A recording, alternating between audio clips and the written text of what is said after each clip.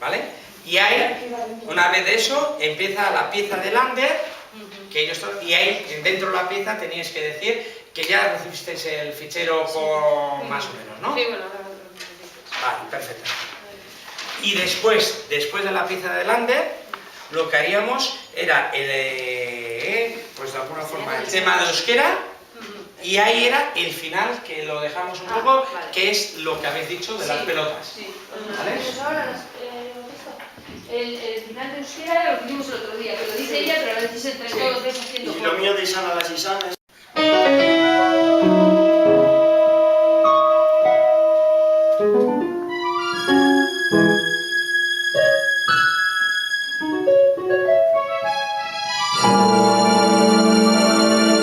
Isan, Alex Isan.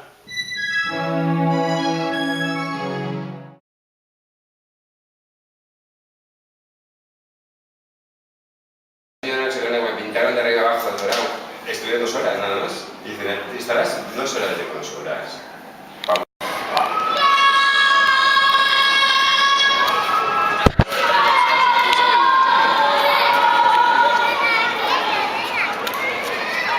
Qué rápido hacen, ¿eh?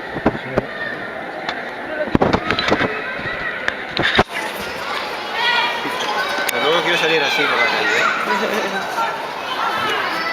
Messi, te vas a estar rompedor hoy.